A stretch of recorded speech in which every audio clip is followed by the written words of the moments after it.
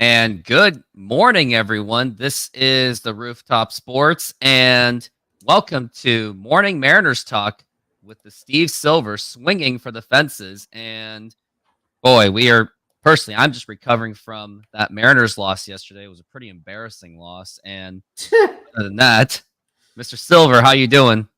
Oh man, I'm excellent, man. I am. I can't complain.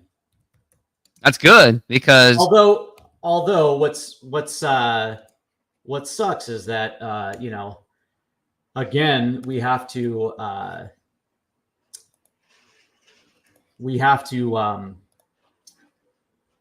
deal with bullpen shenanigans, which coincidentally led to a 3-game losing streak after essentially having a very good series win against the Phillies, in which this team looked like the most complete we've seen in a month. Granted, we get Zach Wheeler in Game 3 and he pitches an absolute dandy. But still, taking 2 out of 3 from the Phillies, and then all of a sudden you have your ears pinned back because you have the Detroit Tigers in town, and then all of a sudden the Detroit Tigers, start looking like world beaters. Although we did get some very good starting pitching performances in the first 2 games against the Tigers, it was a bullpen fiasco. And Scott Services need to use Jonathan Hernandez on back-to-back days, and especially in the top of the ninth last night. Tigers are clinging into a 1-run lead, and of course you want to put yourself in the best position to get to the bottom of the ninth inning to put yourself in a position to win the game, and unfortunately that didn't happen. So yeah, there's a lot of frustration. I don't know how you feel about it, but I'm equally as frustrated, because these are the type of series, if you want to win the division, these are the type of series you can't just give away to a team that's going absolutely nowhere in the Detroit Tigers. And take it from somebody who lives in Michigan, who watches a lot of Detroit Tiger baseball. They're not a very good team at all. And so, coming into the series, they weren't playing great either. And you give 2 out of 3 to a team like that, it makes you start to question whether or not Scott Service's priorities are in line, because when you start saying stuff like we're waiting to use these certain players for the playoffs, and it's like, what are you talking about, man? As a matter of fact, that's insane, because you actually have to get there first. Scott Service is acting like they have a 10-game lead in the division. They can just be on cruise control to the playoffs, when in fact, they don't. So they just lost the division lead again. Yeah. And before we even get more in detail about the game, here's a message from our sponsor, SeatGeek. And good morning, Flick of the Switch. And I know you're going to be disappointed. SeatGeek is a mobile ticketing app for sporting events, concerts, and other events. They make the buying experience easier by the app ranking each ticket from 0 to 10 to see if you are getting a good deal. And you can see exactly where you are sitting. I regularly use that app, and I have had nothing but a fantastic experience with SeatGeek. Use my promo code RooftopSports to get $20 off of your first purchase. Link to the code, app, and website will be in the description, so take advantage, and thank you. And go ahead and use that promo code Rooftop Sports if you are going to the Mariners game for your $20 off. If you want to watch the Mariners get swept by one of the worst teams in baseball, or if you're waiting for that Mets series where the Mariners may get their asses kicked. So, well, go ahead and do that if you want to save $20 and get you some food, so you ain't cranky throughout the entire game. I'll just say this: number one, get off your fucking wallet and go to SeatGeek. Use the promo code Rooftop Sports and get $20 off. But if you don't want to go watch the Mariners get swept, and I don't blame you, it's just much easier to watch it for free from your couch on Root Sports or whatever streaming service you use to stream the Mariners. But also, you can use it for the Everett Aqua Sox up north in Everett, who, by the way, just has newly promoted Colt Emerson along with Laz Montez and Michael Arroyo. That team is loaded, unlike the current Mariners situation in Seattle, which we're going to get into that. But use the promo code Rooftop Sports. Get off your goddamn wallet. Go watch the Aqua Sox or the Rainiers, whichever minor league team you prefer. But do it. Don't even think about it. Just do it. Just do it. And let's get into that game, shall we? As if Flick of the Switch is like pretty much saying get into the game. So the Mariners lost. hold on. He's got a point though, right? Because I mean, we're only 3 minutes in, and you're already running commercials. You know what I mean? He's got a point here. I'm just saying. He's got a point. He's got a point. But hey, it's not like a couple minutes worth of commercials like TVs do. There are times where there's shows that do the intro and then whoop, commercial. Or or like it's that YouTube show with Ty Dane where it seems like every 30 seconds they're running a commercial for whatever the hell. So it's hard to watch. Anyway, let's get into the game. Let's get into the game. After a word from our spot. Just kidding. So Mariners dropped it again, 4-2 against the Tigers. And here is what happened. Here was the scoring summary. First, it started with 6-2. Yeah, it was 6-2. Oh, I'm looking at the wrong game. What am I doing? There you go. I mean, that's what happens when I didn't get enough sleep. That game must have really messed me up so much that I got really bad sleep. When I first saw 42, I was like, wait, what? So first, it started with a Perez leadoff home run after George Kirby was kind of getting taxed on. Then Madras in the third inning, he doubled to right, and that's where Mitch Haniger bobbled the ball, which really arguably caused the 2-0 lead. Maybe Veerling would have scored anyway on that error without the error by Mitch Haniger because he's not exactly quick with the ball. Then the fourth inning, Rogers hit this blasting of a home run, and when I saw it, I was like, yep, that is gone. Arozarena didn't even move. Yep. It was like, dang. Then hope was actually restored when Cal Raleigh hit a 2-run home run off of the right side. Yep. Off of their starting pitcher who pitched pretty well, Scooball. But the Mariners, I think, still handled him pretty well considering that they were just striking out like flies. But then we got to get into the bottom of the 8th inning where the Mariners nearly took the lead with a Cal Raleigh home run. But then an amazing catch was done by the Tigers. He robbed the home run, which actually got a bit of virality. And I was thinking, okay, fine. So it was a robbed home run. It happens. But the Mariners can still salvage this. It was still a 1-run lead. And then this is where we're really going to get into it. It was the disastrous 9th inning when the Mariners decided, or Scott Service decided to put in Jonathan Hernandez, which I thought made no sense. I was like, wait, don't you want to put in Jimmy Garcia or Andres Munoz? And yeah, we're seeing and I saw it on Twitter, like there were so many excuses being made. It's like, oh yeah, but we got to save Garcia. He's all banged up. It's like, no, he hasn't pitched since Sunday. And right. And I still thought he got prematurely pulled. Like they pulled him in favor of the whole lefty matchup. And yet they don't know. Service is not aware that Bryce Harper kills lefties to pieces, just like Yordan Alvarez. And I've noticed that Service will even go with lefty-lefty matchups, even if the analytics are heavily against it. And yeah, you got some things to say. No, go. Well, first off,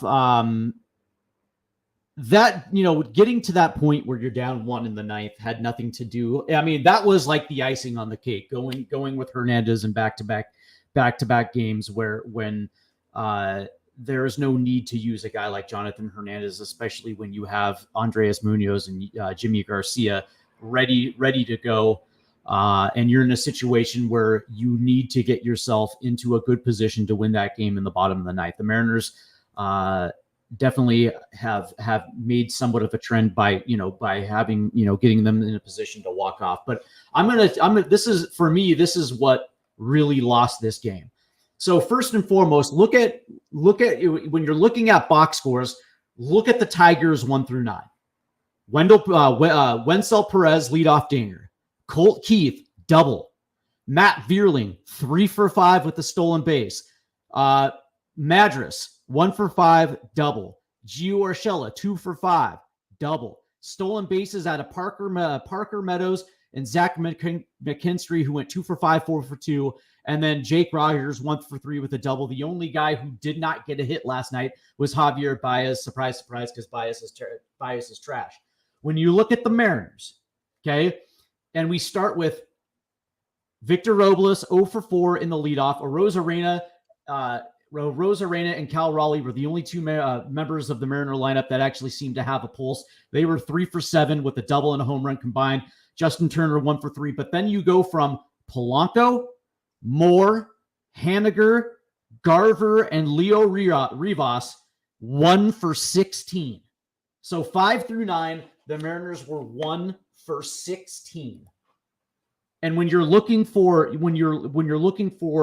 reasons for why they put themselves in a position where Scott Service literally has to fuck them over at the end of the ball game, it's because they literally got no production against a Detroit Tigers team, by the way, who are very not good. I mean, they get 2 runs off of Skubal, who, Skubal's 13-4. He's like, credit Skubal's actually a very good pitcher, but it's not like it's not like they didn't have opportunities to be able to turn things around. You have a very good start from George Kirby. I know, giving up 3 runs, but he goes 7, and it's not like he put them in a position to lose. And for me, we can talk about Scott Service, and it's justified. There's no doubt that it's justified. But when you're looking for, it's to me, it seems so simple to so simple to point to Scott Service and be like, well, he fucked it up again. Yes, but it was also the Mariner offense really put him in a position where he was, his back was against the wall, and he was forced to make a decision in order to get them to the bottom of the 9th. And it turned out that bringing a guy like Jonathan Hernandez was the wrong move, especially as you mentioned. They have 2 of their best high leverage relievers ready to go. Jimmy Garcia hadn't pitched in 2 days. And right off the top of my head, I can't remember the last time I saw Andres Munoz. But the reality was that you had 2 of your best relievers up and ready to go, where you could have given yourself a far better opportunity to get to the bottom of the 9th in order to, try to walk it off or at least tie it to get into extras. But yeah, I mean, for me, when I look at this game, the fact that Dylan Moore, who is a fan favorite, but also has not really performed consistently well since the month of May. You have Leo Rivas in your lineup. Basically free outs. Yeah, that's exactly right. And you were honestly, I would have rather put in Josh Rojas over Rivas, even against the lefty, because I would still rather have a struggling Rojas against the lefty rather than Leo Rivas, who basically gives you no chance of anything. Right. And then, and again, this is Scott Service playing the matchups again. And it's like that. Don't get me wrong. Josh Rojas himself hasn't really been playing great either, but that's the thing. It's like, if you're going to lose, you want to lose with your best players on the field. And that's exactly it. I would rather had seen Dylan Moore play shortstop and having Josh Rojas over there at third base. That's, to me, it's one thing to lose, and when you lose, at least you can say that your best lineup was out on the field. And that's the thing, is we're in a dogfight for this division, and it's like, dude, I don't want to hear about saving players for the playoffs.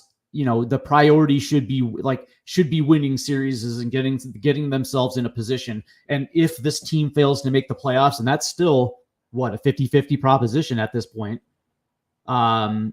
you can look back at some of these series and some of these games where they were easily winnable.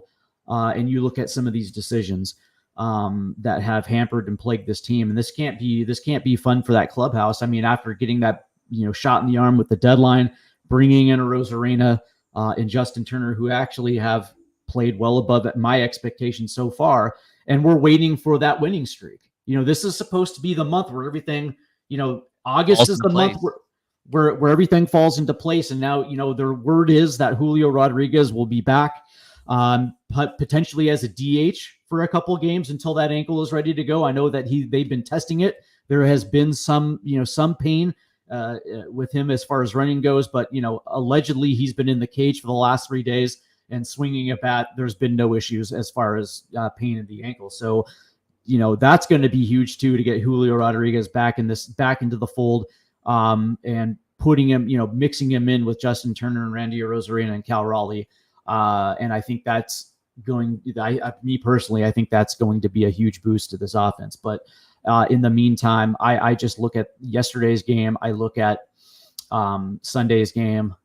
And it's like, I don't want to hear because they were facing Zach Wheeler and Tarek Skubal. You still have a job to go out there, and that's to be productive. And it always gets back to the whole, when these players step in the box, exactly what's going through their head. Because again, yesterday, issues with the fastball. Again, it's fastball. Yeah. It's mind-numbing.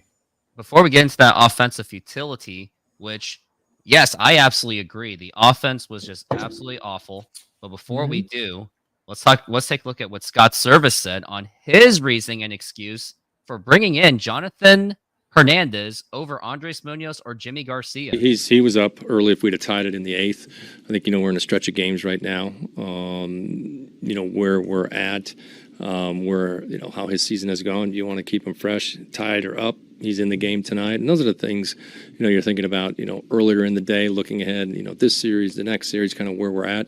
You start chasing games at this time of the season, you'll look up and you're going to have leads and he's not going to be available. You can't pitch guys 3 in a row. You're not going to pitch him. Even the injuries he's had this year, you're going to be careful going 3 out of 4. So, if we'd have tied earlier, he would have been in the game. I mean, just that comments alone. It speaks of true ignorance. It speaks of arrogance, and it's like he has no idea what he's talking about. And also, Jimmy Garcia pitching 3 in a row, that never happened. He hasn't pitched him since Sunday, so that's absolutely inaccurate. And just like you said, and how you would interpret it, he's talking about it as if they made the playoffs. Now, if this was you just clinched the playoffs and at least a division, because that's all what the Mariners can really get at this point, because they're 4 games back in the wild card. If they did that in the last day of the season, okay, fine, whatever. And that's if you secured the playoffs. But we're now in the position where Mariners don't even have the division lead anymore. They just lost it yesterday. And now you still have Scott Service still downplaying this entire situation, which it absolutely makes no sense. And this is the kind of stuff that really should get a manager fired. He even admitted, we shouldn't just keep racking up wins because we're going to burn out our pitchers. It's what? He's basing on things that might happen. If you know how to deploy your bullpen accurately, you're not going to burn out your arms. Right. And I think the funny thing is I think he realized what he ended up doing to Matt Brash last year, where he basically ran him out two out of every 3 games. And I think he's scared about that, potentially doing that to any other arm. But the reality is and before I get into it, I'll just say that when he said that he used Garcia 3 games in a row, he did in the Philly series. But you gave him the breather 2 days ago. You gave him the breather in the first game against Detroit. So how long do you think it takes for a reliever who doesn't throw a lot of pitches to be able to, you gave him the 1 game breather. He's available and ready to go last night. I'll just say this. It does. I'll agree with you. It does have a little bit of arrogance to it. I just think that he is so. This is my problem. This was my problem with the likes of Pete Carroll and Mike Leach, where you have a core philosophy and your inability to be flexible, especially in game. You have to understand different situations. If one aspect of your team isn't necessarily performing well, you have the ability to make up for that in other areas as well too. And this dude literally has no flexibility when it comes to bullpen deployment. And then he has the wherewithal to go into a press conference and be like, "Yeah, it was right. I was right. What I did was right." And fuck everyone else who wants to disagree. These are the type of things that get managers fired. Your inability to have some type of flex and understanding where you are in a situation. Last night was the perfect example. You're down 1 going into the top of the 9th. And the idea is you can't let this game slip away. You have to have the understanding that, okay, cool. So regardless if we go into the bottom of the 9th and it's 5, 6, 7 in our lineup, or it's 8-9-1, or it's 2-3-4. Whatever the situation is, you have to get yourself to the bottom of the ninth in order to give yourself a good, a good opportunity to either tie it or win it. And that means you have two guys in your bullpen, the two highest leverage arms in your bullpen that are available and ready to go, with the understanding that we have to tie it or win it so we can actually utilize that back into that bullpen. Because what happens if they brought in Jimmy Garcia, 1, 2, 3 inning, and then in the bottom of the ninth, the Mariners tie it, and now you can get yourself to a situation where you have Andres Munoz. You have Munoz who can swing it to the bottom of the 10th and give yourself an opportunity to win it. See, and this is why we always go back to guys like Lou Piniella, guys like Joe Madden, who I know that you're absolutely in love with, guys like Terry Francona, guys who are winners, who understand the moment and understand exactly that we are in a sprint and every game matters. We cannot afford to drop games. We cannot afford to drop series to a team like the Detroit Tigers. Like the only thing that matters is today. And if they win it, and depending on the pitch count, because again, he used Jimmy Garcia 3 straight games against the Phillies. So you know that he can go on back-to-back days, and you gave him the day off in game 1 of that series. Right? So if you win it, then you have an opportunity to win the series. And that means, again, you can still use Jimmy Garcia and Andres Munoz if you need it in the 3rd game of the series, but you have to give yourself an opportunity to win a ball game. Even if the bottom half of your lineup went 1 for 16, you still have another opportunity in the bottom of the 9th, which means you have a responsibility to get the game to those bats. And his response was not to use Jimmy Garcia, but to use Jonathan Hernandez on back-to-back days. And oh, by the way, Jonathan Hernandez is about as, middle of the road reliever as you're going to get. You know what I mean? Like, he's not an upper echelon high leverage arm. He's more of a pivot. He's the type of guy like JT Chargois. He's a guy who's going to be the first or second arm out of the bullpen, so you can get to the Colin Snyders, the Austin Voths, the Trent Thorntons, Jimmy Garcia, Andres Munoz. Like, he's a pivot. He is not a high leverage arm, and yet, because of the way that he deployed this bullpen in the first game of the series, what do you have left? And what you had left was your 2 best relievers. And you know what I mean? Like, these are when the Mariners fail to make the playoffs this year, and again, that's a 50-50 proposition at this point. You look back at these games and you point to the you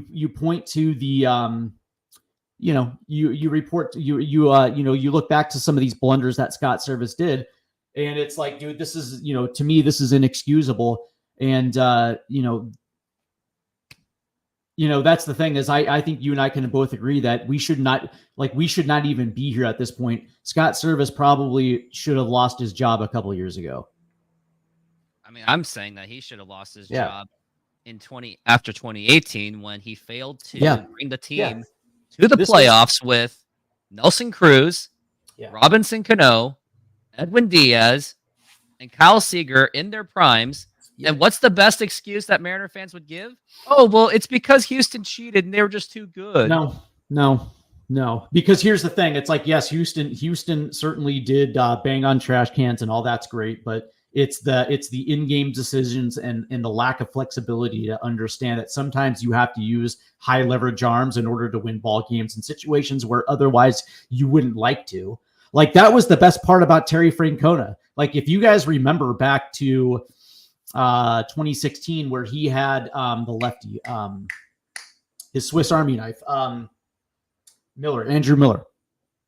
Andrew Miller was brought in to potentially be a closer, but he also recognized that there's situations like in the 6th, 7th, 8th that calls on high leverage situations in order for you to get the back end of your bullpen. And he also had faith in other guys in his bullpen in order to hold leads. So he deployed Andrew Miller. Like, if if the game was tied in the 7th and somebody got on base, he would bring in Andrew Miller to get out of the inning.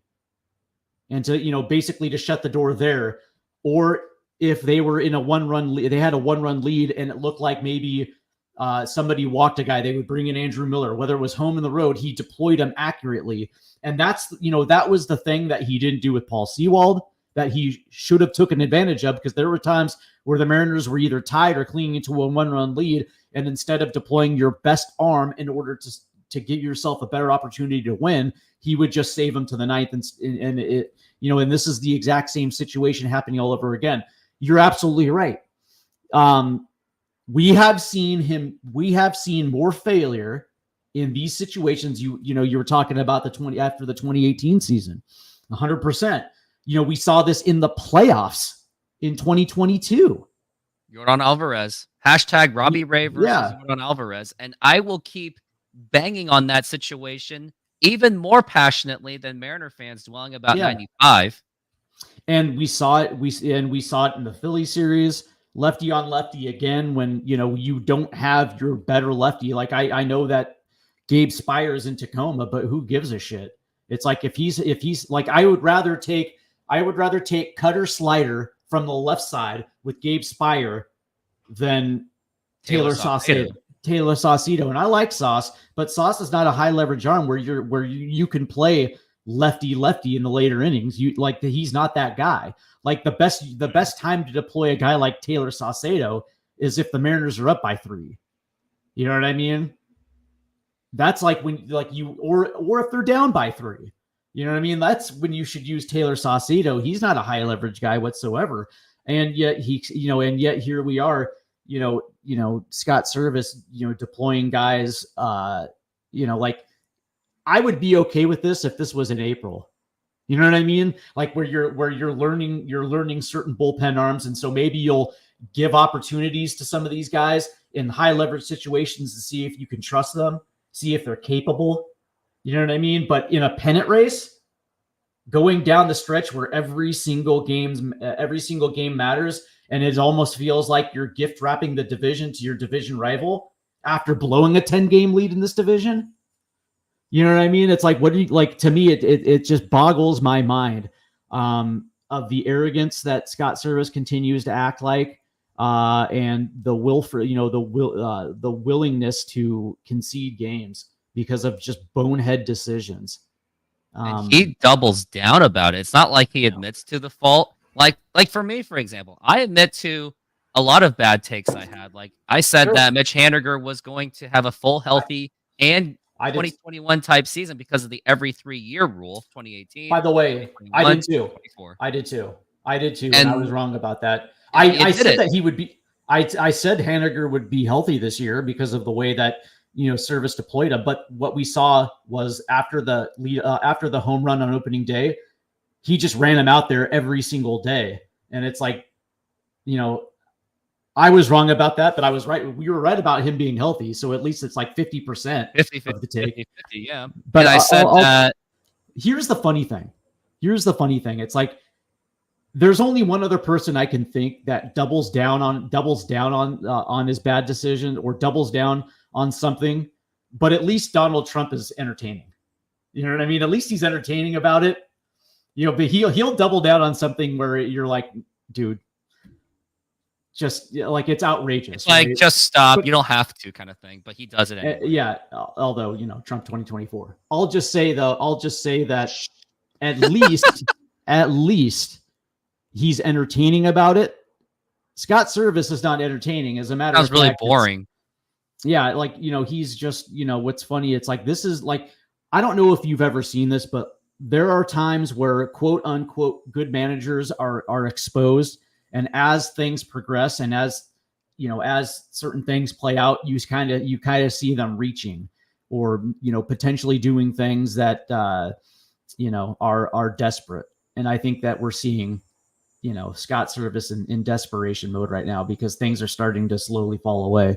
I'll just say this: with no contract for 2025, you would think that he would prioritize every single game because just like Jerry DiPoto, they're fishing for contracts too. And these are not the way. This is not the way that you play in order to get extended Like if he was prioritizing every single game and making the right decisions to put them in a position to win, you can justify it. Even in losses, you would still justify it because it's like, well, at least he made the right moves. And unfortunately, it just didn't work out the way it wouldn't work out the way. But like when every single game and every single loss, there are decisions made where you can easily second guess it. How do you justify an extension? You can't. You can't. And let's put it this way, because we have fans. I'm sure there are fans that were like, well, if Jimmy Garcia did not work out, if he gave it 3 runs, you would be bagging on Scott Service. I'd be like, my answer is actually no. I said it was the correct decision. Then you just put that on Garcia and the defense. Yeah. And of course the offense. Yeah, for sure. For even putting themselves in that position. So even if Josh Rojas went 0 for 4 against Scooball, I still would have been okay with it because at least you put one of your better players on the team, or Luke Raley. Yeah. Which I do believe that if the Mariners were still at 3-2, Luke Raley would have gotten into that game. And I still think 100%. That he should have gotten the start today because 100%. Haniger isn't really doing that much better. And ironically, he's actually better against righties, by the way, than lefties. Yeah. Yeah, I just look at this and AZN, BZN in the chat room says Service has to go. Yeah, I'm right there with you. But I'll just say this, man. You have to be willing to gamble. And even versus lefties, you still have to put your best lineup on the field. But it gets back to, as a matter of fact, Flick of the Switch and I were talking in my on my YouTube channel, in the chat rooms in my YouTube channel. Of course, Swinging for the Fences. Go ahead on YouTube, check it out, hit the subscribe button, hit the like button. And he was wondering who I was talking about it because on my last show, I referenced the fact that you can't be upset with Randy Arozarena and Justin Turner. They got 2 of the best hitters on the market, WRC plus wise, but they still missed the opportunity to bring in another shortstop or another third baseman because you can't go a full month with Dylan Moore or Leo Rivas playing shortstop. You can't have that situation for a full month until JP Crawford gets back. Like you had to have brought in another infielder. And Paul DeYoung, who went to Kansas City for a bag of balls. Ahmed Rosario, who went to LA for a can of chew. These are the type of things where you missed out on. Like if there's anything where you can say that the Mariners swung and missed at the deadline, it was identifying another infielder that you can give regular at-bats to at least for a month. And had they brought in Paul DeYoung or Ahmed Rosario to take shortstop for a month, you get at least a 96 WRC plus. It's not league average, but it's pretty goddamn close. And it only strengthens your bench come September when JP Crawford does get back. That's the thing that they missed out on because the Mariners don't have a guy right now in their minor league organization they can justify calling up. A lot of people were talking about Cole Young. It's like I would think that might be a little premature, but who else do you have? Leo Rivas? You know what I mean? I know they just brought up Ryan Bliss, but how does that, is this now a situation where you're going to move Polanco to third base? Because that would, to me, that would make the most sense because now you can deploy, you can give Josh Rojas a little bit of a mental breather and then you can deploy him accurately versus right-handed pitching. To me, if you're going to bring up Ryan Bliss, you got to play Ryan Bliss. You can't just bring him up there to sit him on the bench 4 days a week. He's got to play. And that also adds a different wrinkle as far as speed goes. That's the thing. It's like we're kind of like in emergency mode right now with this ball club because they cannot afford to drop winnable series. Like I know after this series, I think next week they travel to Detroit. Of course, I'm going to be there at Comerica. But these are the type of series where if it's when I look at the complexity of the playoffs, it's either division or bust because right now I believe the Mariners are not even in the wild card fold, losing 4 games back. Yeah. So it has to be the division or bust. And the way that Scott Service is playing this is acting like that it's inevitable. Like we're going to be there. It's inevitable. And it's like, dude, you are so fucking high. I'm just, it's, you're just left dumbfounded. And I just get back to it. It's like, if you're going, like, that's the thing. It's like, you have to at least fix at least one of those positions on the left side of the infield. And so if you're bringing up Ryan Bliss, then you move Polanco to third base, because at least he has the ability to do it.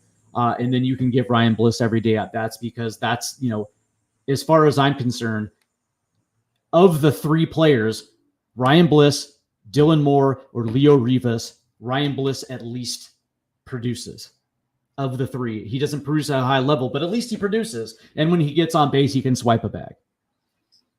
Yeah, like everything you're saying. Like, Ryan Bliss really should be playing. He's been riding the bench way too long, which it's really been hurting his growth. And I can see why now it makes sense why some of these players in the farm system may have been stunted their growth, and they move on to other teams. They instantly become better.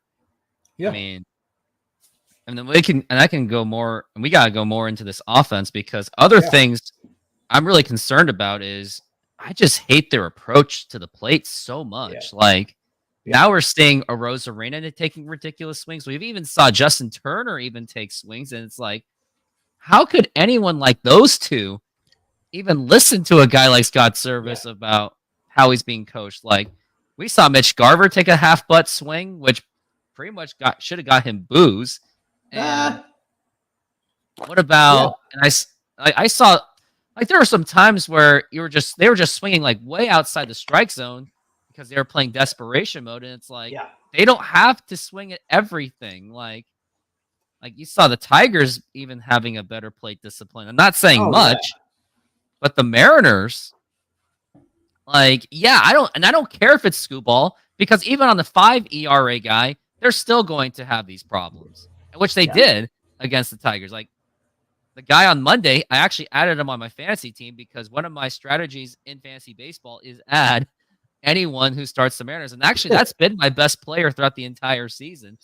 Yeah, no doubt. Like, with the exception of Trey Turner and such players, and my 3 Mariners starters that I have Bryce Miller, Logan Gilbert, and George Kirby. But aside from that, anyone starting against the Mariners have been my best starters. And the other thing that concerns me is when we saw Jared Kelenic, he's not having a good stretch right now, but at some point he was looking a lot better than last year. Teoscar Hernandez is having an absolute all-star season. Suarez has actually been picking it up recently. And then we're seeing Ty France hit 2 home runs in 2 games in a row. Yes, it's too early and premature, because he was like 1 for 12 before that. But that just makes me wonder if a lot of Mariner fans claim that, we're cursed because anyone who leaves the Mariners gets instantly better. It's like, no, it's because the coaching's just really bad. And it has nothing to do with curses. Like we all knew that Teoscar was going to take off, other than the fact he had better plate protection, but someone coaches him a lot better, just like someone may have coached him better in Toronto. So it's not a curse problem. It's a coaching and discipline problem. Like, if I'm the manager, if I had the credibility to be one, I'd be like, hey, you strike out like that, I'm having you do 20 push-ups in front of the crowd. Home or away. It's not even that. It's like, you're going to go down to Tacoma and you're going to fix things. I'll say this, right? So it has nothing to do with the Marine layer, and it has nothing to do with curses. It has everything to do with approach. And I said it on my show last week. There's a time and there's a place for information, right? So, of course, the Mariners are heavily analytically drawn. And so they have a whole bunch of information, especially what you produce in certain counts. And I always say there's a time and there's a place to give players that information before the game, after the game, but not during the game. Like, I don't want some geek in the analytic department to, ring up Scott Service mid-game and say, hey, Mitch Haniger in the 2-1 count, is slugging 666. So make sure that he's in 2-1 counts. And it's like, you don't want to give that information to a player leading up to the plate. You actually want your players not thinking about a goddamn thing when they step into the box, right? Like, it's a heavily mental game. when you're on deck and you're looking, when you're on deck and you're looking at a way a pitcher is working to somebody, and it's like, for instance, if there's a runner on and you notice that the defense is playing double play depth, you're going to look at that and be like, all right, cool. If I get a high fastball, maybe I'll wait on it a half a second and then put it through the hole on the right side of the infield. But the reality is, what do Teoscar Hernandez and Julio Rodriguez do incredibly well? What is their bread and butter in the batter's box? Fastball, pull side power. That's what they do. And when you hear Scott Service talking about we're willing to live with some strikeouts, that is very true, as long as the guys that do what they do well are still doing what they do well, right? So Randy Arozarena is basically a carbon copy of Julio Rodriguez when it comes to pull side power, right? So cutters in, fastballs in, middle, or even hanging breaking balls that kind of catch the lower end of the zone. As long as they get the bat head out in front of the ball, that ball is exit stage left into the bullpens in left field. Like, that's what they do. That's what they do incredibly well. That's how they were developed. So why are you trying to saddle a Mustang mid-game? And we saw this over the course of the last 2 years. Last year with Teoscar Hernandez, how he couldn't handle the slider low and away. So essentially what you have to tell your players is, listen, it's like, listen, early in the counts, you're going to get your pitch, whether it's middle in, you're going to be able to get that pitch. So be aggressive on that pitch and don't put yourself into a situation where you're down 1-2 and then you get slider low and away. Right. So you have to maximize your best ability to get into your strong side, which is pull side power. Right. And so, I was saying this, I used to play baseball at a high level. Now, granted, it wasn't Major League Baseball, but it certainly was at a high level. And every single time that I stepped into the batter's box, it was fastball right down the middle of the plate. And ironically, looking for fastball right down the middle of the plate actually allowed me to see other pitches coming out of a pitcher's hand, because when you're looking for fastball, it's easy to recognize changeup or slider, and it allows you not to just flail at those pitches. But what Scott Service did, he overcorrected, because Julio had trouble with slider low and away, because Teoscar had trouble with slider low and away, because Jared Kelenic couldn't get the bat head around on splitter low and away. He had them looking for those pitches.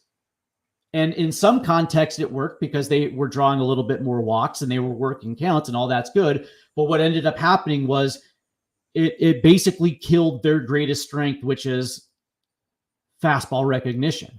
And as we've seen all year long, what has happened with this team when it comes to recognizing and hitting fastballs? They're either late and swinging through it, or they're fouling it off, or they're just letting them go down the middle of the plate. You know what I mean?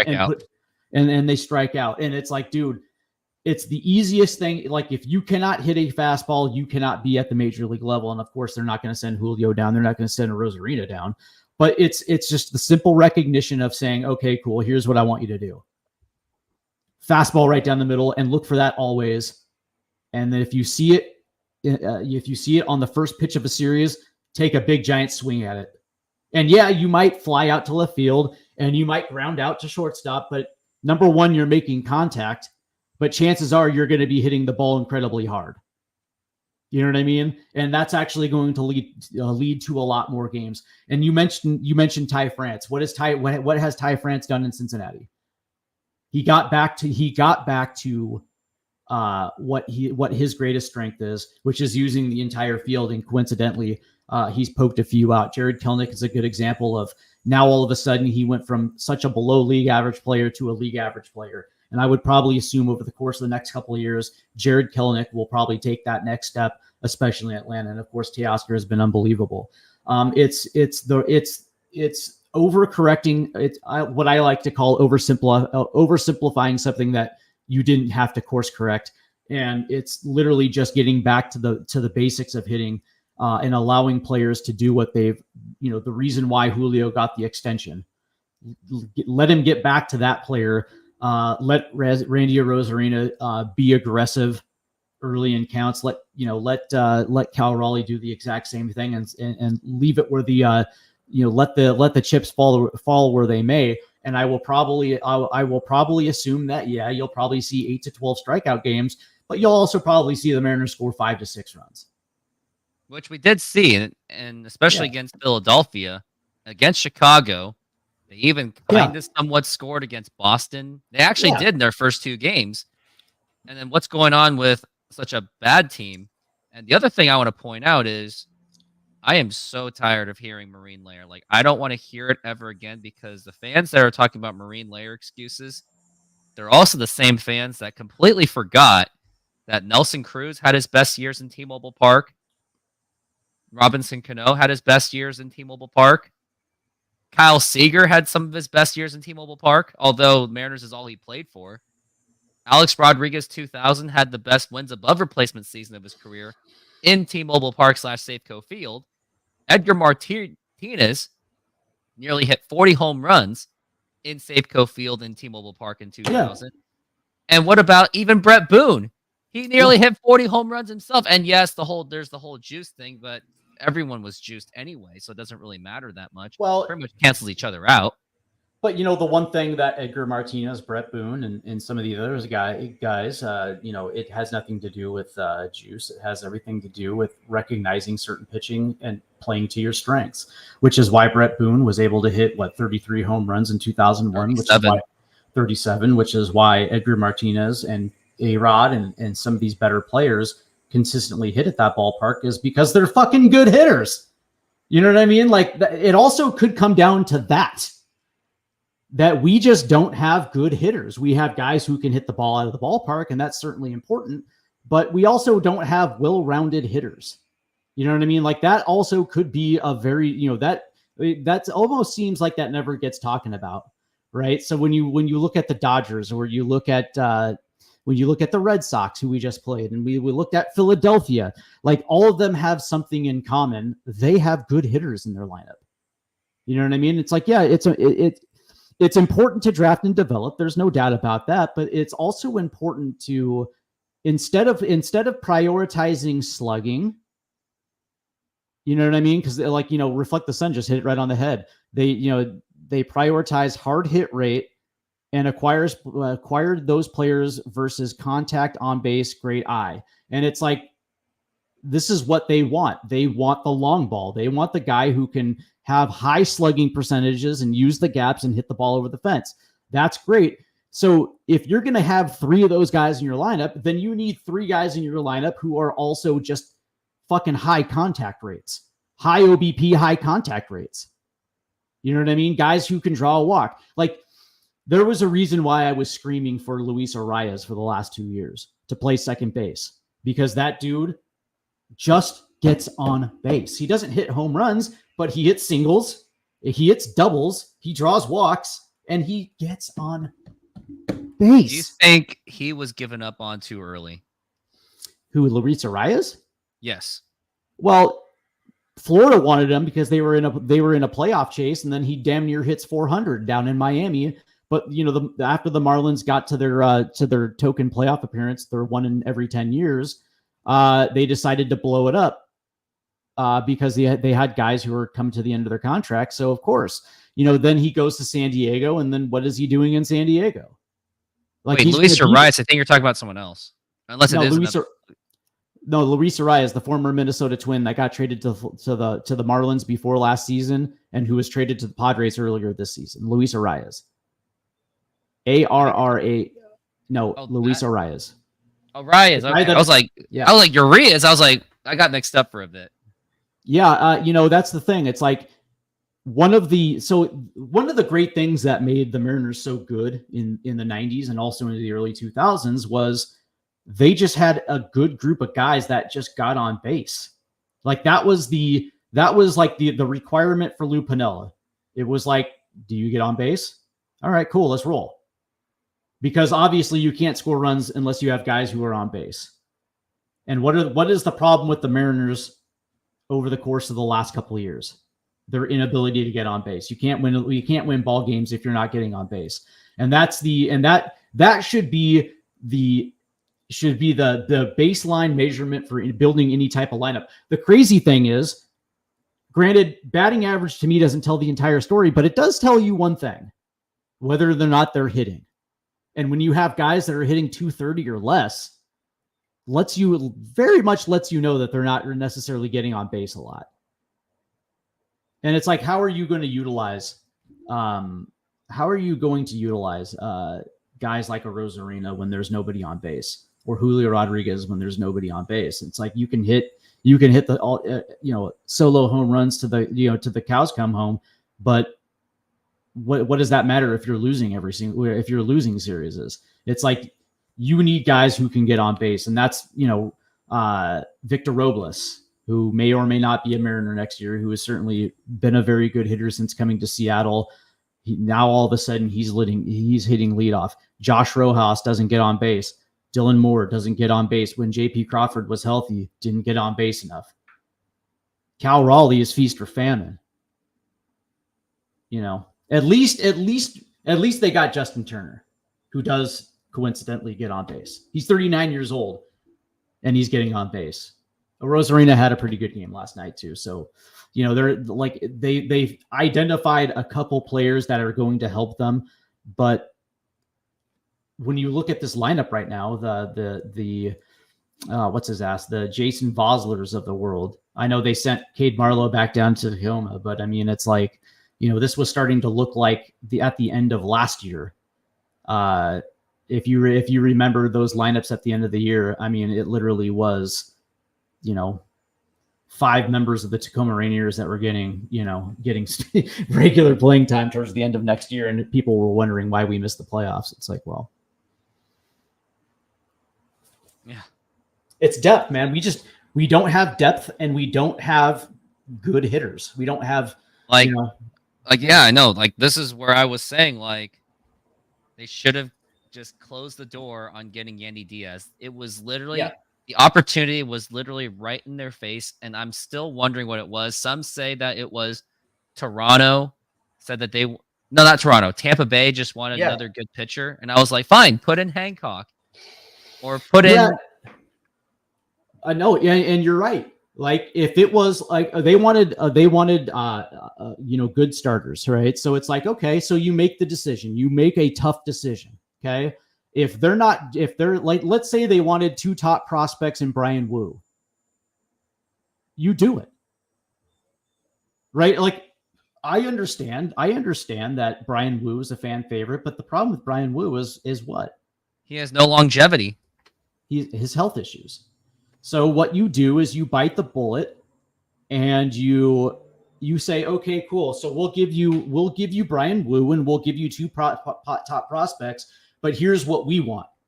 We want Yandy Diaz, and then your not your top pitching prospect, maybe your 3rd top pitching prospect who is close to the big league levels. You know what I mean? Who's essentially blocked. You know what I mean? So we get a starter back who's a project, and then we'll give you Brian Wu, and then we'll give you Laz Montez and whomever. We'll give you Ty Lockley or Laz Montez, Brian Wu, and then we get Yandy Diaz and a top starting pitching prospect back, and then we can just roll with Emerson Hancock to the rest of to the end of the year. It's not like they would have used Emerson Hancock that much. That's exactly right.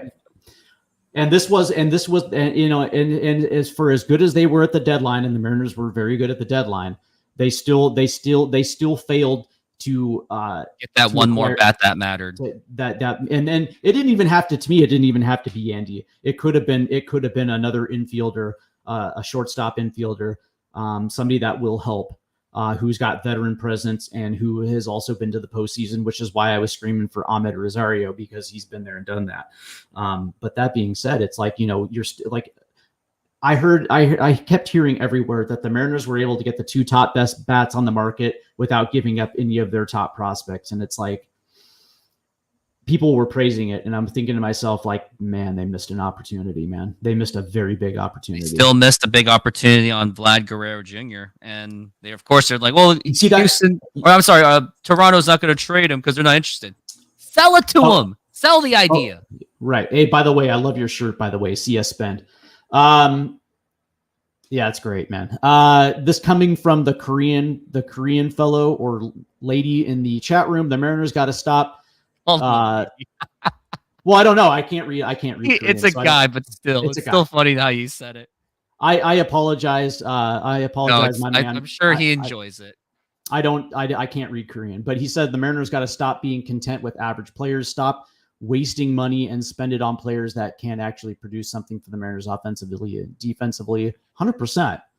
They have a plan, and that plan is not necessarily effective. Reflect the Sun. Our pitching is just going to keep us in every game and still just need to get bats going, scrap a few runs together in the year-end tournament. Yeah. Yeah, I think that's the Mariners organization needs to pull away from this is just business type mentality, or else we're always going to struggle to get into the playoffs every time. 100%. Yeah, I think Reflect the Sun says what? Reflect the Sun makes a good point. It's like our pitching is going to keep us in every game. Like I think that was obvious. It's going to be, do we have the guys in the lineup who are willing to drop down a bunt? Do we have the guys in the lineup who understand that the guy right behind them is equally as capable as driving in a run? Like that was one of my biggest issues, was like, do we have a collection of guys who feel like we can only win if I do blank? You know what I mean? Like, is Arozarena the type of guy who understands that just getting on base is good enough because there's a guy right behind him? This is what he preaches to me all the time. Yeah. I'll say this again, and I'll say this when that's the thing. It's like sometimes I'm certainly not telling these players to ignore Scott Service, because I think you still have to listen to your manager. But when you step into the batter's box, it's you taking swings, not Scott Service. It's you, right? So you have to do what's best for the team in that moment. And that's the thing, is if Scott Service is telling you to work counts and get into a 3-1 count or whatever, or, whatever the case may be, it's perfectly acceptable for Randy Arozarena or Julio Rodriguez to say, fuck all that noise. If I get a fastball, I'm going to drive it out of the ballpark, or I'm going to put it in the gap.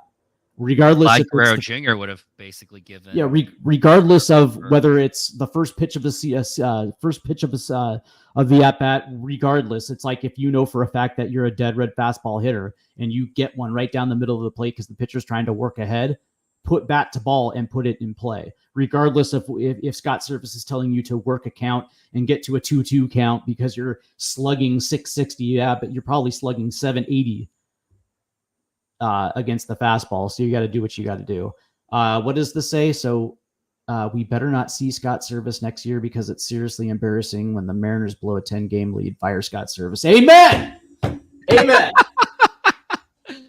Yeah, have to. I mean, come on. Like, a manager that's been there for 9 years and 1 playoff appearance, and let's go over all the list of excuses he gets. The Houston cheated excuse. They were, quote, rebuilding from 2019 to 2021. And even then, even with the rebuilding, they really only had 1 bad year, which was the great purge of 2018 and 19. But even 2020, they nearly slipped into the playoffs. Like, they nearly literally slipped in an ice cube to the playoffs, and they didn't, but they were still in contention. Let me ask you a question. Okay. Go ahead. I want you to name me all the success moments of Scott Service that led to extended runs or a playoff, versus all the times that he failed from 2016 of his first season, when for 3 years he had a top 10 offense, right? And the pitching wasn't terrible. It wasn't like it is now, but it wasn't terrible. We were in the playoff chase 2 years out of 3, and it went down to the wire. Like, my thing is, like, off the top of my head, I can't think of a stretch of games where Scott Service was on point, because even in the playoff year, he still failed. He still made boneheaded decisions that ultimately cost us a playoff series. It's like, I can't. That George Kirby decision in Game 2 against Toronto still could have gone in bad ways too. Right. It's like, for me, Scott Service has basically kept this team from really achieving what it is capable of doing more than he's actually helped this team punch above their weight. Because, you know, like that's, to me, that's like the indicative thing of a manager, right? Is your ability, like if you have a team that's good but not great, but can that team punch above their weight and get themselves like 2021, maybe you might say that he got that team punching above their weight because they were incredibly hot in the second half of the season. Everything was going right. But even in quote unquote good years, like were we punching above our weight? You know what I mean? Versus playing down to our opponents, which we constantly do. Yeah, the Mariners have like the easiest schedule in all of baseball, and they're still getting swept by the Angels out of all teams. And the Angels is not acceptable because they've got nothing going on. Their best hitter is Joe Adell right now, and he is atrocious. AAA. He's AAA fodder, man. He is the quintessential definition of AAA depth. Like on a good team, he would be in AAA. He would not be a fourth outfielder even. Like that's how bad it is. And of course Mike Trout, their best hitter in the world, is out again. Like I'll give you a good example. Like in 2002, the U.S. men's national team, which was full of guys who were playing in Europe, but they were playing in lower levels in Europe, and they had a lot of guys who were playing in Major League Soccer. Who in that period, Major League Soccer was one of the worst leagues in the world, and they get to the World Cup. And their first game out is against Portugal. And you know, prime Luis Eagle. Yeah, you know, and Bruce Arena, the head coach of the U.S. men's national team, went in there and said, "You guys are going to win. You're a better team." Even though on paper it was a complete mismatch. Like the U.S. men's national team, compared to the best teams in the world, were one of the worst teams. Yeah, and he got them punching above their weight. They got, you know, not only did they beat Portugal, but they get to the round of 16 where they face Mexico, who at that time was better, and they beat them. It's like that is to me is the true definition of whether or not you're a good manager, is your understanding where your team is and can you get the very best out of them to have them punch above their weight. Last World Cup was another good one with Hervé Renard and the Saudi Arabian team, who very rarely qualifies for a World Cup, and their first game out of the box was against the eventual winner Argentina, and they beat them. The only team to beat Argentina in the last World Cup, and he got them punching above their weight. And that's why I always ask this: is like when you ask me the question, is Scott Service a good manager? The first question I always ask is, does he have the ability to have this team punching above their weight? And he's got a good team. Like the Mariners are not a bad team. They're a very good team. And yet time and time again, getting swept by the Angels, losing 2 out of 3 to the Nationals earlier this year. Losing to Miami. And then now losing to the Detroit Tigers. And it's like, listen, man, it's understandable if you lose to the Indians or you lose to the Orioles or the Yankees. You know what I mean? Like those teams are playoff teams. And I'm looking at you too. What's his name? Just call him the Korean boy. The Korean guy. I'm looking at you too. And that's the thing. It's one thing if you're competitive against playoff teams and you lose 2 out of 3 or you're split. Okay, fine. Or maybe you even play above your head and you win the series. But there's under no circumstances can you get swept by the Angels or lose 2 out of 3 to the Tigers or lose 2 out of 3 to Miami, Tampa Bay, the Washington Nationals. Imagine had we won those series and now all of a sudden those 10 losses turn into 10 wins. Where would this team be? Imagine if they even won even half of those series. Yeah. The Mariners would still, I mean, look at Houston. It's not like, now if Kikuchi brings them up to the next level, then fine. But look at Houston. They don't have Kyle Tucker pretty much for the rest of the season. Yeah. And Justin Verlander's banged up. The only team that's like actually performing is like the usuals. Jose Altuve and Yordan Alvarez. Of course, it's Yordan Alvarez. But even then, it's almost like the Astros are trying to help the Mariners, even though that there are times when, even when it seems that also I've noticed that Houston knows when to lose. Like when they lose, Mariners lose, and then when Mariners win, they win, with the exception of yesterday, I guess. But the point is, Houston's not a good team right now, unless they have a streak with Kikuchi. Fine, but until then, the division's still very much open. Even after today, even if after they lose the series or even after they get swept, they still are very much in this. Right. But the Mariners got to be careful. Like, they got to at least win today, because you do not want to go into the weekend against the Mets. And they're a good team too. And also, strangely, Mariners also struggle against the Mets as well, even when they're bad. I'll say this, man. You're absolutely right. The Houston Astros are gift wrapping this division on a platter. They did it. They tried to do it last year too, at the very end. And it's like it's right there for you. And if that means playing Julio at the DH, then do what you got to do. If that means Ryan Bliss is now your starting second baseman and Polanco's at third, you got to do what you got to do. And you can't overthink this. I don't know about you, but if I was in a situation where I was a lame duck manager with no contract for the next year, I would be putting out my best lineup every single day. I would wonder if keep telling them, and the messaging and the communication would be consistent day in and day out. Just do what got you to the big leagues, do what made you an all-star, and don't, we're not going to be talking about advanced analytics. We're not talking about any of that. It's be aggressive and do what made you an all-star. And if there's mistakes, whatever, don't even just move on. It's not that big of a deal. If there's mistakes, whatever, on to the next pitch. You know what I mean? Keep it as simple as possible and be aggressive as possible. If only if it were so simple for Scott Service, but he seems to overcomplicate. He would be that, if he was a math teacher in school, he would overcomplicate a 1+1.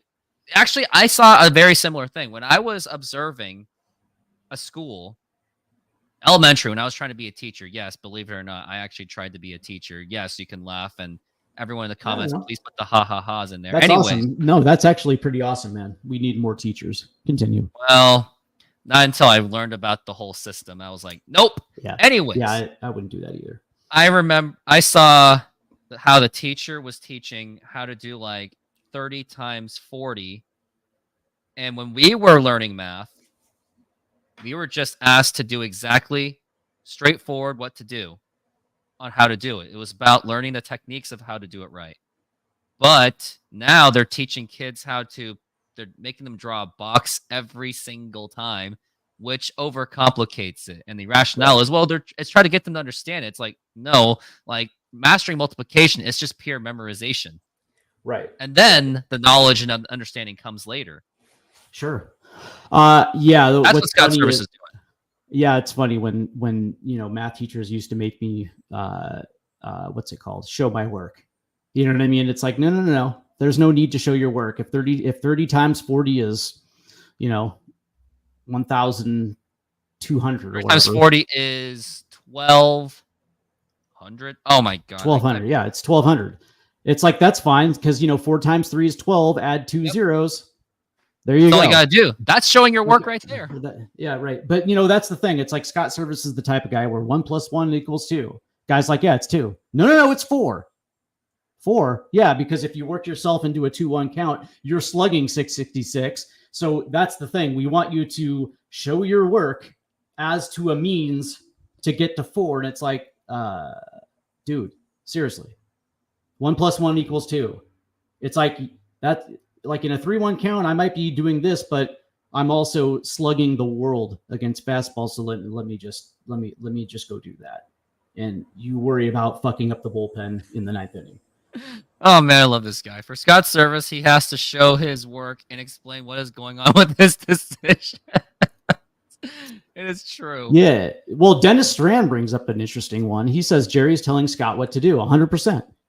That's, if you remember back to the days of Mike Hargrove, if you remember that, Mike Hargrove quit on an 11-game win streak.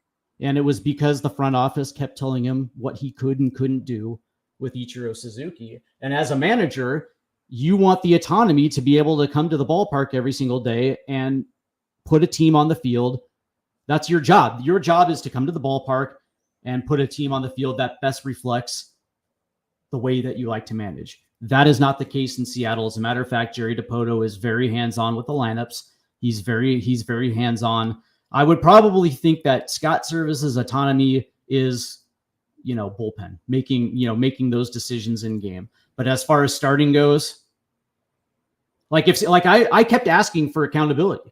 Like if there's a guy who's 0 for 24 and he's just not hitting, or there's a consistent track record, the accountability is to bench him. Like you're going to sit, you're going to fix whatever's ailing you, and you're not playing until that happens. And then that's all batting cage in the dugout. And then that never happens. The next day, that player X is still out there, day in, day out, and struggling. And it's like, that's because Scott Service does not have the autonomy to bench anyone. Like the message with Julio earlier this season, when he was not hitting, it was to bench him a couple days and have that authority to say, listen, dude, this is unacceptable. And until you figure it out, you are not playing. Well, to be fair, he did get benched. He did get a mental health day for a day, which he was supposed to, but they put him as a pinch runner and he gets thrown out. So that's how it works. And we shall go ahead and get into the final game as we got to get going real soon. But before we do, I got a message from, if you want a man cave, this is the ad for you. Are you looking to optimize your office, studio, or man cave? The Glance LED ticker may be for you. It is a customizable LED display providing real-life sports scores, stock prices, crypto, the news, and even the weather. Use my promo code ROOFTOPSPORTS to get 10% off the purchase, and thank you. Yeah, if you want that cool little ticker thing where you can track your stocks if it's crashing constantly, with the exception of today, it's kind of picking up. Go ahead and use my promo code, once again, Rooftop Sports, for your 10% off. And here is that link so you can keep track of the Mariners score. And Sid Rock 777, good morning. You are just in time for us to talk about how the Mariners should approach the final game against the Tigers. And let me go to it. We've got Brian Wu today. You're gonna have to cough up some of that sponsorship money, my friend. Look at you over here making moves on the sponsorship front. I'm messing with you. Hey, by the way, as of right now, I believe that the Tiger starter is to be determined. Yep. As of right now, I don't think that they have. Sounds like it could be a bullpen day. Very much so. And for the Mariners better win on a bullpen day. If they don't win on a bullpen day, that's an embarrassment. Brian Wu. Brian Wu's be pitching. By the way, I believe the Mariners' record versus bullpen days over the last 10 years, not 10 years, last 2, this year and last year, I believe they are 1-6. What? 1-6 when the opposing is throwing a bullpen day. Man, I want to see those kind of analytics. That's what I want to see. Yeah, because I know Mariners record. Last September, the Mariners had four bullpen days tossed against them in September of last year.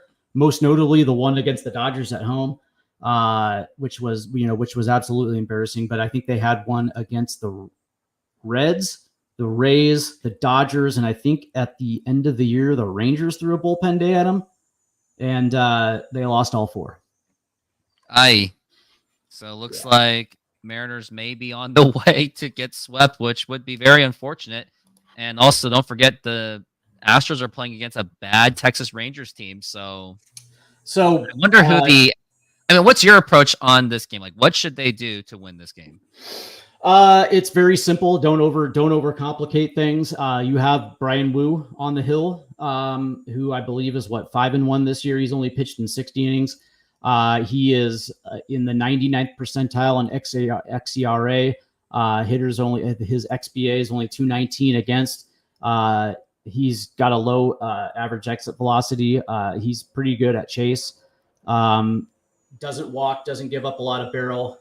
So the Mariners are in an advantageous position right here with Brian Wu, and also take the training wheels off of Wu. If he's feeling good and he's in a situation where he's in the 6th inning and he's gone through the Tigers lineup twice, without giving up any damage. Let him go out there for the 7th. Give your bullpen a little bit of a breather before the Mets roll in. But that being said, also, you have Jimmy Garcia and Andres Munoz for a reason. Let them cook. I think offensively, you have to put your best lineup on the field. If that means Julio Rodriguez is your DH today, so be it.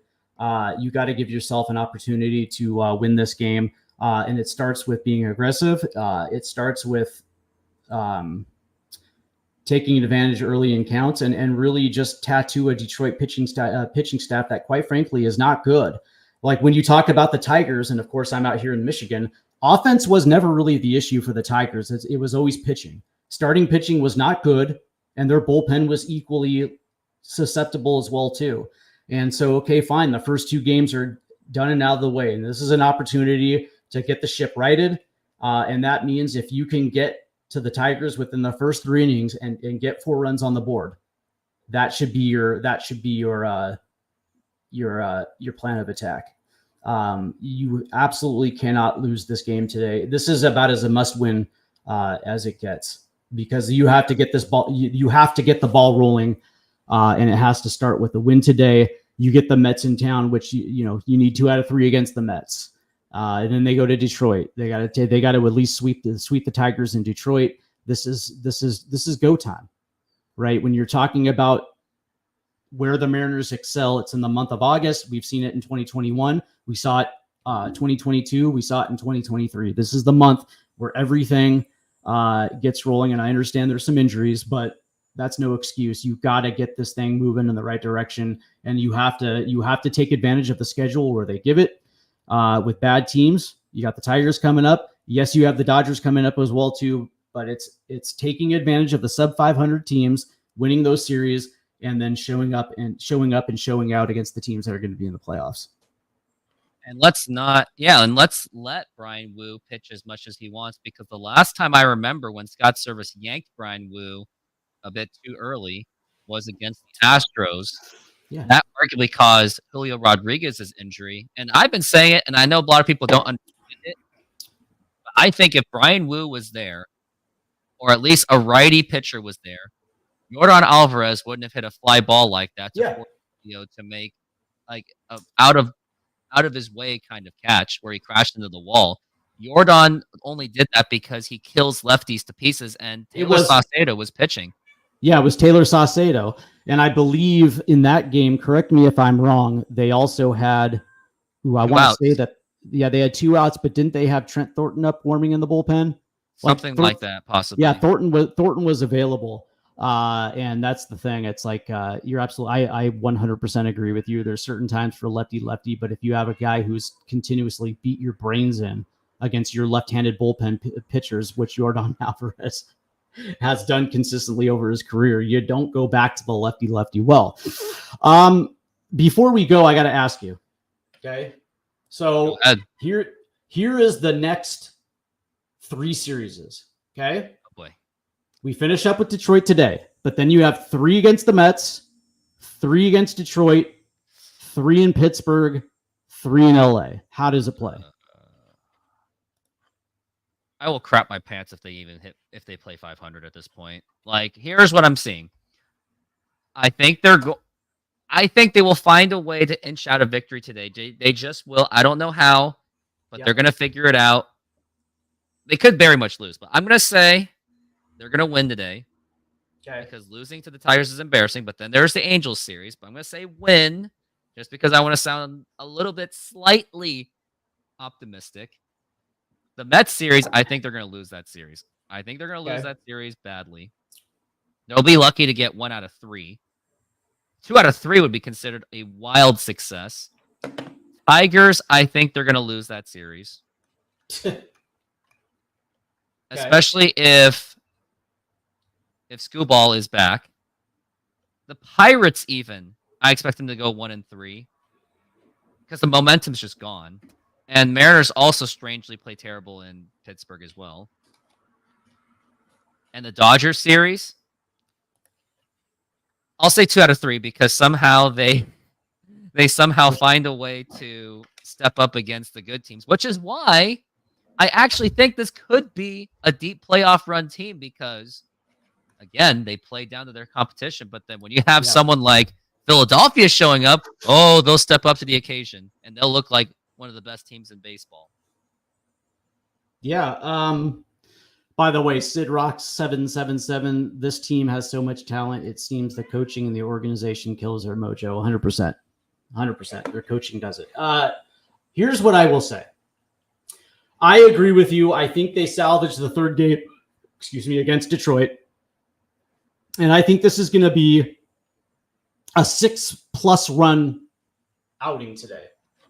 I think they break out of it with like one of those crazy 8-run games. Because that usually seems to happen, right? When they're on a losing streak, they always break out it with a crazy lopsided offensive number. I think they take 2 out of 3 against the Mets. You know, the Mets are 60-54. They're kind of still within the mix of the division. I think they're only 3 games out of the division. The Mets look like they're playing well, but it's the Mets. You know what I mean? Let's not forget the fact that they're the New York Mets. And their pitching also is equally as susceptible. And I think that the Mariners really matter that much. well, right, that's true. But I think that the Mariners take 2 out of 3 against the Mets. I think they sweep the Tigers. Oh, I do. If you look at the last 3 trips to Detroit, the Mariners have actually played very well in Detroit. Last year, they took 2 out of 3 in Motown. And I think they sweep the Tigers. I think they get on a little bit of a roll. And this is where the Mariners will have, because I think they win the first and third games against the Mets. They sweep the Tigers, and they're on a 4-game winning streak. And at that point, it'll be 1, 2, 3, 4, 5, 6 out of 7. They're going to go on that little bit of a run. They get to Pittsburgh, and I agree with you. It's going to be interesting to see how they play in Pittsburgh. I think they lose 2 out of 3 in Pittsburgh. Pittsburgh is that crazy aggressive team that the Mariners don't play well against. We saw that in Cleveland, where aggressive first pitch hitting types of team that likes to put the game in motion. The Mariners do not play well against teams that are ultra aggressive. They just don't seem to have that type of answer. And of course, Pittsburgh has a lot of good talent on that team. I think Pittsburgh takes 2 out of 3, and then it gets to the Dodgers series in LA, which is going to be a problem. what are you gonna say? I think they lose. No, they lose 2 out of 3 to the Dodgers, and I have a feeling that Shohei Ohtani and Mr. Teoscar Hernandez puts it on the Mariners in 2 of those games. Teoscar's definitely gonna be motivated for that one. So I see a 2 out of 3, a sweep, and then they drop 2 out of 3 to Pittsburgh, 2 out of 3 to 2 out of 3 to LA, which would make it 1, 2, 3, 4, 5, 6, 7. They would go 8-5. I would take that. I think everyone would crap their pants for that. Yeah, I think they go 8-5 on this 13-game stretch. It just seems like, I think the Mariners get on a roll. But what I will say is, I think that it's the 2 losses in Pittsburgh are going to be close. I think it comes down to the final inning. And because Scott Service has a penchant for making the wrong bullpen decision, it comes back to bite him twice in that series. And I just think that in the 2 losses in LA, they just get bludgeoned. You know what I mean? Like, I think that Shohei Ohtani probably hits a 3-run jack. I think that Teoscar Hernandez hits a couple home runs in that series. You get to see exactly why the Dodgers are one of the best regular season teams in the game. So I think they go 8-5 in that stretch. Let's take a look at what I said, because I just posted on Twitter X where we're comparing each other's predictions. If I can find it. I just had it. I just posted it too. Anyways, I said 1 of 3 against the Mets. Okay. And I'm going to say 1 of 3 against the Tigers, 1 of 3 against the Pirates, and maybe 2 out of 3 against the Dodgers. And something may have that offset. So my prediction is they're going to go 5-12, and With that, they may be out of the division race if they even like that. So you think this 13 game stretch is going to be the death nail in the coffin of the 2024 Seattle Mariners? That's what I do, especially when you see Scott Service continuing to double down on his decisions, and he never learns from it. The best he could say in all these press conferences, and they're all pretty much the same thing. He basically says, "It didn't work out.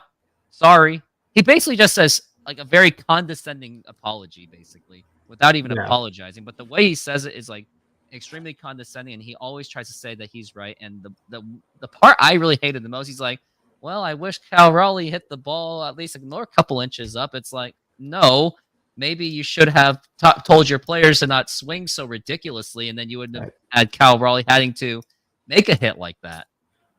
Yeah, it's funny, and you bring up a very interesting take, though. It's like, that is another trait of a good manager, is whether or not he actually learns from his mistakes. And this is the funny thing. It's like he always has this air around him, like he's like a 4-time World Series winning manager. You know what I mean? Like he's been there and done it, and this is all just a part of the process, and everything will work out because I know what it takes to win a World Series. And it's like, dude, you were an AGM scout before getting this job. You have never been a manager in the big leagues prior to this 9 years in Seattle, and you are so tone deaf and clueless as to how to manage a baseball game. Yeah, that's funny. Don't get me wrong, though. I do think that Scott Service does have a legitimate role for the Mariners. It doesn't have to be manager. I mean, honestly, put him as the AGM or GM instead of Justin freaking Hollander, because Hollander is basically just collecting paychecks so Jerry Dipoto can have the bigger name of president, and by the way, have him boss around. That would be a very Mariner thing to do, right? Fire your manager, but then move him to a front office position. Like that would be a very Mariner thing to do. Which right? I do think he is more of a fit for front office, because he does seem to have an eye for legitimate talent. Like, I got to give him credits. I don't hate him 100%. I hate how he manages, but I do think there's other things that he can do better. And his resume proves it.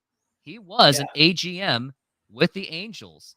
So at some point, maybe he didn't have an eye for Mike Trout at the time because he wasn't part of the organization, possibly. But he's probably had to have a part of getting Julio. He had to have a part of getting like Cal Raleigh, George Kirby, because managers also have to have a say in the draft. So I can see that he has an eye for talent. I think that Scott Service had no part in drafting those guys. I'm sure he was asked, what do you think about this guy? As just confirmation that they were going to select him, right? So I'm sure that happened, but I would probably assume that he had zero part in the actual drafting of it. What do the kids say? What do the kids these days say? They refer to somebody like this as being mid. Scott Service is mid at best. You know what I mean? Like, I don't even think he's an average manager either. By the way, let me ask you a question real quick. I know we're running up against it, but okay. So let's say that Scott Service was available on the coaching market. Do any of the other 29 teams hire him as their manager? Hell no. I can see like maybe Florida or like Chicago. That's the thing. It's like bringing in a guy who has a calming presence in the clubhouse as you're rebuilding. Like that was one of the big, like I'll give it to him. That during the rebuild, having that calming influences and giving some of these young guys some confidence to go out there and play, I'll give him that. But as far as like being in a pennant chase, like being a winning manager and hitting all the right buttons to put your team in the best position to succeed and win, he's not that guy. He's not a winner. Basically, make him a bench coach then, where he could be that little best friend in case the manager hurts that guy's feelings. The best thing that the Mariners can do is let go of Jerry Dipoto, let go of Scott Service, let go of Justin Hollander, right, and bring in a new front office. Keep this team intact because this team's got talent. 100%. Keep the scout and do not do anything with that scouting department either. I'll just say it's like bring in a winning general manager who is going to look at this team, who is going to get rid of those players that really should not be here. I'm looking at you, Josh Rojas and Dom Canzone and some of these other guys. Taking a look at your minor league organization, identifying the ones that you're going to keep, and then trade away the guys that are not going to have a future, and actually take this core and then add on to it and build onto it. And I guarantee you this team is in the World Series within 2 full seasons. Yeah. With a new, like if you told me tomorrow that we could have what's his ass, the former Florida Marlins GM, Tigers GM, Dave Dombrowski. If they brought in Dombrowski, who is a winner, he's a hired gun, right? He's what Pat Gillick was for us back in 2000 through 2004. A guy who has won multiple championships and who knows how to build and get this team deep into the postseason. Bring in a guy like Dave Dombrowski, or the guy that I've mentioned plenty of times on this show, former Red Sox and Cubs, the curse breaker, Theo Epstein. Yeah, he can break some kind of a curse that the Mariner fans believe that they have, but that's going to do it for. Yep. When you've been mismanaged for damn near 50 years of your existence, it's not a curse. You just continuously.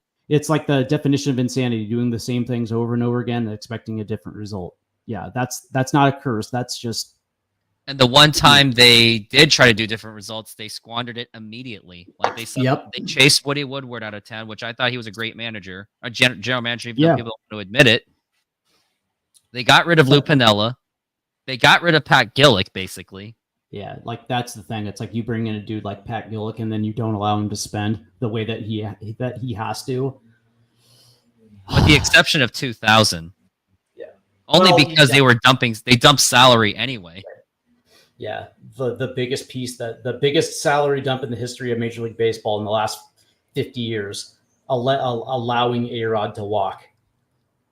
That's like the biggest salary dump of the last 50 years. It's like, Jesus. Anyway. And yet Alex Rodriguez is still picking up the pieces on Mariner fans, still giving him crap. Like, I think I remember I showed you a video where when Felix hit him, a fan screamed, "Hit him again," and break his elbow, which of course. But that's going to do it for all of us. Let's hope by the time this show is over, the Mariners have a win against the Tigers. But anyways, thanks for watching. Yep. Hit the subscribe button and also hit the like button. And do the same thing for Silver, Mr. Silver. Here's the link to that. Yep. Which I just provided for you guys. Hit that subscribe button.